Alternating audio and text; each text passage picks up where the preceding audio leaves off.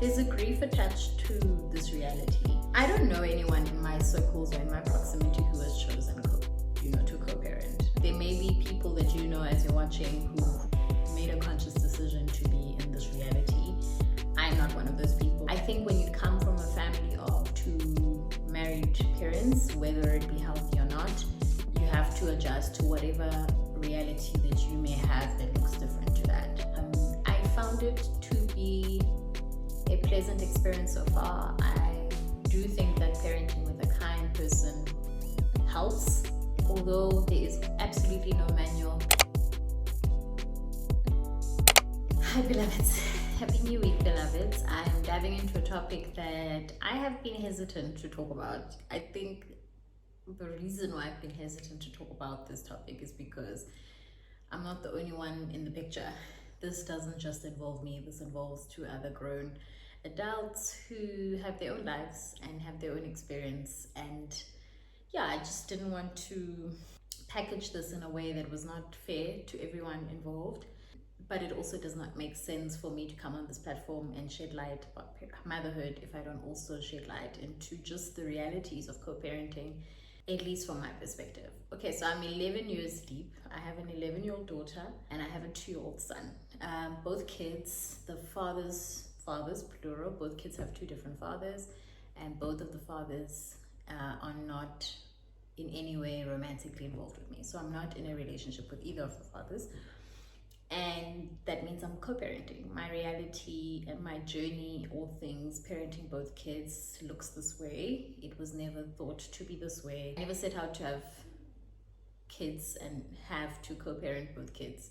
I myself come from a nuclear sort of typical family where both parents are married. And luckily for me, I come from a family where family has looked in all kinds of shapes and forms. I mean, I have family members who are divorced, I have family members who are single parents, I have family members who co-parent, I have family members who are married. The realities of parenting and what they can look like, I have looked very differently in terms of what I've been exposed to.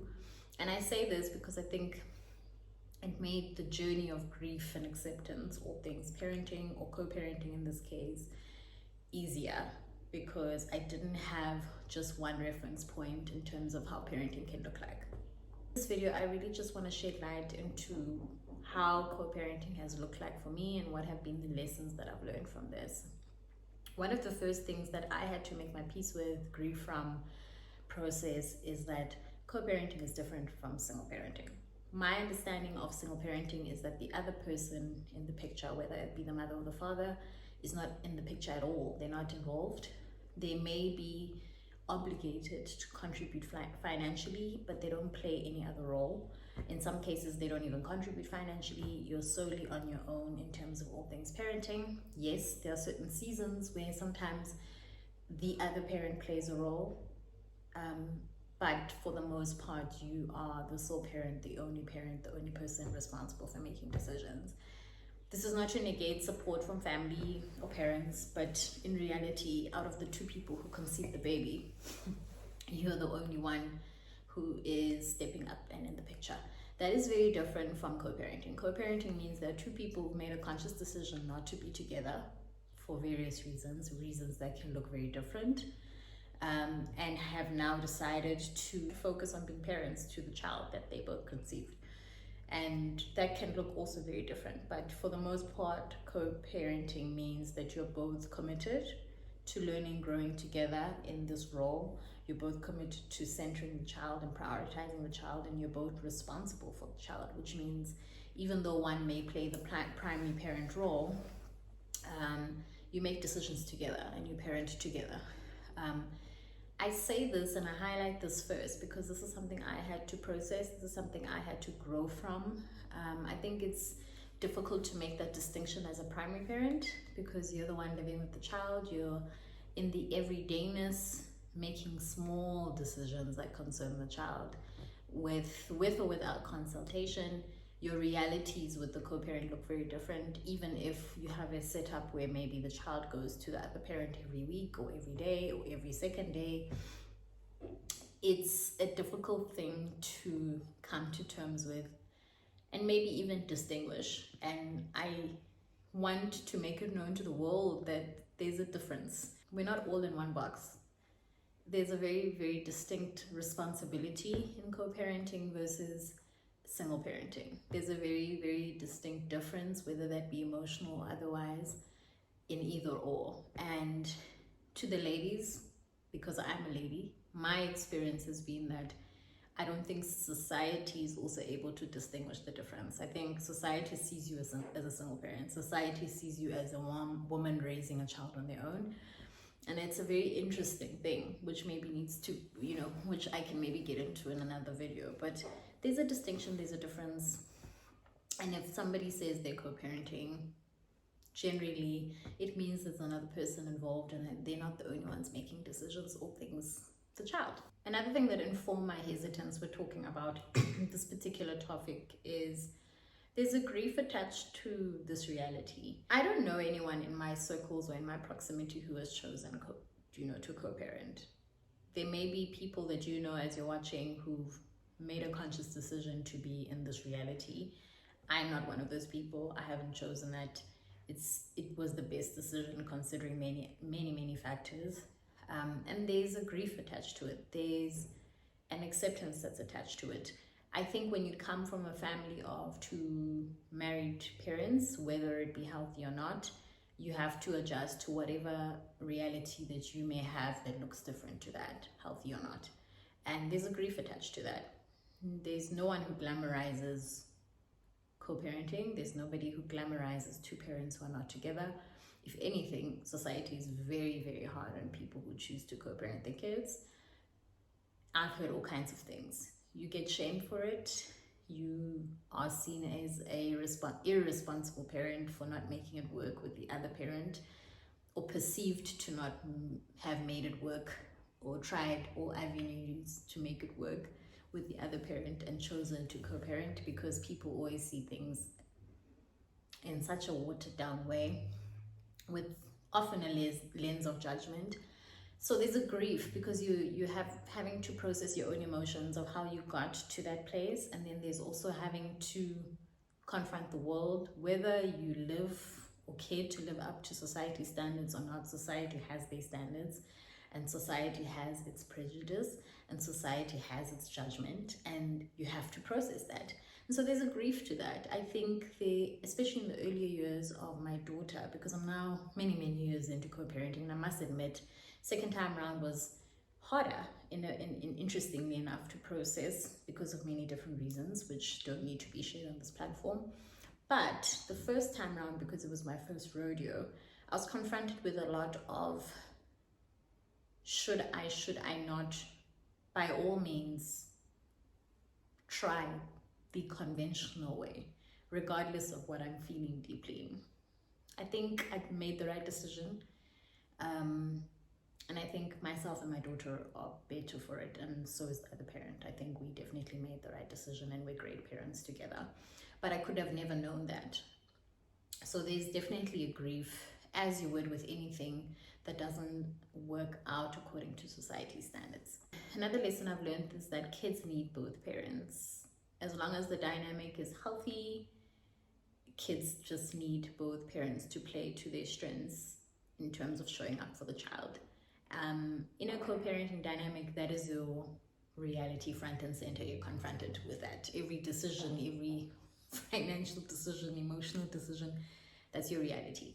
But it's a lesson because I think, again, to my first point, because sometimes we don't make the distinction between single parenting, co-parenting, sometimes it may feel as if you're carrying the load far more without recognizing that the other person is maybe playing to their own strengths. And that's why by design there are two parents who are two different genders who can, play their parts. So both parents play their part. If you have a willing and present person who's willing to learn, show up, that's a good parent for the most part. Doesn't mean because you may feel as if you're the one having to take the responsibility emotionally that the other person's role is watered down. And of course, there are all kinds of scenarios, but this is what I've learned through my lens, that I've grown over the years to appreciate that the fathers need to be there. They play a very crucial role, and there's no reality where I'd want to parent on my own. No matter how great I may think I parent my kids, you know, they need their fathers. Their fathers play a very good and important role. And for as long as is possible, I'll always be an enabling partner in parenting and make sure that the children have access to their fathers, and learn and grow from that. So both kids need their parents, and it's not a 80-20, 100 and 150, or 100 and 0. There are seasons. There are certain seasons where you're showing up in a certain way more because you have to, or because the situation requires that, but it doesn't in any way water down the role, in this case, of a father, because I'm the mom. I've grown in it. I haven't always seen it this way. I haven't also understood it, but over time, I've really deeply understood it. And for as long as possible, I always make sure that I leave room for both of us to play to our strengths. The next one is hard. It's a hard one. Your emotions are secondary.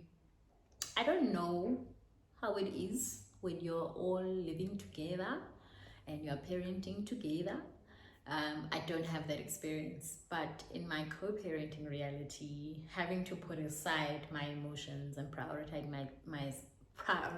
my kids' emotions came easier than I thought it would, but it's nevertheless a hard reality. So there were seasons where I needed to grieve the relationship that didn't work out, or needed to grieve whatever ideal that I had pictured in my mind for what I wanted parenting to look like. Sometimes it has less to do with anything romantic. It's some ideal in your head, which also may be rooted in something valid, but you're grieving it, right? And there's no timeline on grief. There's no on and off button for grief. It just happens. And I found in my experience, the more you let it in and allow it to come in and allow it to hold its space, the better. But it means that you also need to process that and sort of compartmentalize. There's a time, but often you have to put your feelings not aside. Your feelings are just secondary. So for example, just because you're grieving and processing an end to a relationship or grieving a reality that you thought you would have doesn't now mean that the other parent has to suffer because of it. There are certain situations where the other parent needs to distance themselves. There are certain situations where it's warranted to take a break from each other as parents, and then other people can play intermediaries. But when the dynamic is that complex, it means that your feelings have to be secondary. You have to put your kids first. Like I said, I found it quite easy to do it, but I don't ever want to water down that it's a hard reality. And it brings me to my next point. I think having to compartmentalize emotions and realizing this has its place, but in order for me to make this decision, my emotions need to take a backseat, has really helped. And I think it will help even if I were to be in a romantic relationship with either of the fathers. I think having learned to compartmentalize and truly think what's best for my child versus sort of muddling the two, to being best for my child, best for the relationship. Sometimes there are overlaps, but often it's very different needs, has helped. There's a power in compartmentalizing. I found it very important. I found it very healthy for the parenting dynamic, and I've also found it very healthy for the child. Another thing that I've learned from co-parenting is that boundaries are key. Boundaries also look very different when you're having to parent. Don't know how people's setups look like, but if you're parenting with a kind person, if you're parenting with an intentional person, if you're parenting with a present person, which is usually the case when you're co-parenting, then this person is in your life. They're part of your day, your week. You're making decisions. Sometimes there are pickups, you alternate. You're making very adult decisions every day. And so boundaries are important. but it also means that boundaries look very different. Just because the father's there every day dropping the child off doesn't mean that you both lack boundaries. It means that you've prioritized and you know what it requires, but you also respect each other's homes and respect each other's boundaries, or whatever that may look like. But boundaries are key. I don't truly think, in my case, can't speak for others, that you can truly get to a place of acceptance, all things co-parenting, if you don't have your boundaries intact. And it's all good and well with an ex that you don't have a child with for your boundaries to be blurry. But when you have a child with somebody and your boundaries are blurry, it becomes very detrimental very quickly for you, for the child, for the process being getting to a place of acceptance, healthy place of being friends or partners in it, accepting it for what it is without minimizing anything else. It just slows everything down to get you there. So boundaries are key. There are seasons where my boundaries were worse.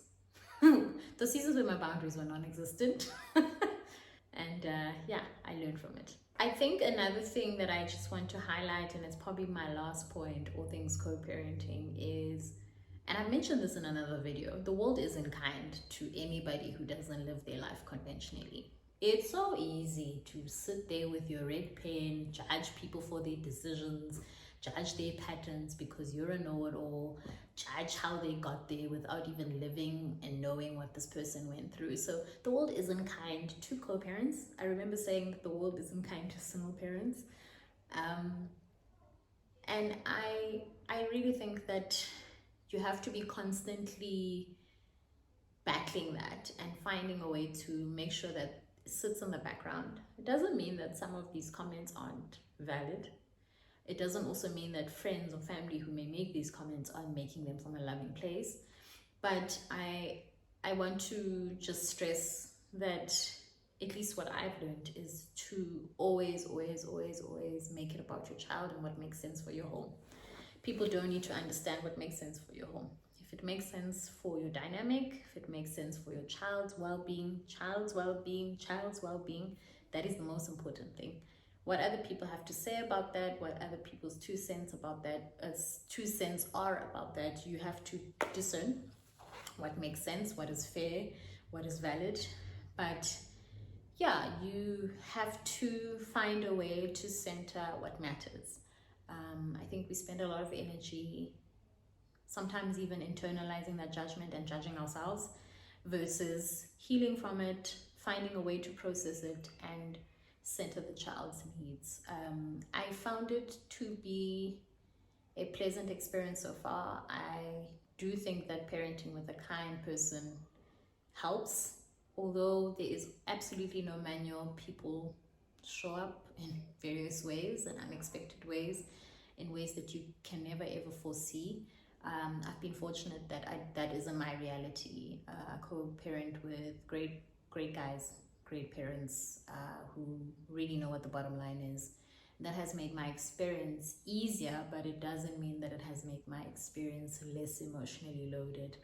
And because of that, I think it has been easier to keep the background noise in the background. So if you're watching this and you have any other questions about this particular topic, write them in the chat. Maybe you have another experience. I'd love to hear what the experience has been. I have to say, whenever I watch content about single parents, my heart breaks. My heart really breaks, specifically single moms. And I'm forever grateful that has not been my reality. And it has made me far more empathetic. I think it's so easy to sit from the outside and think about all the things that you could have done or would have done. But it's very different reality when you're in the person's shoes. With that said, life is long. This is my season right now. It may look very different in 5 years' time. I might have a very different reality, who knows? But it has been really important for me to reflect on everything I've mentioned so far, but to really keep my kids at the center. I hope this has shed some light, and if anything, I hope this has made you a little bit more empathetic towards co-parents and maybe a little less judgmental. On that note, see you in the next video. Bye-bye.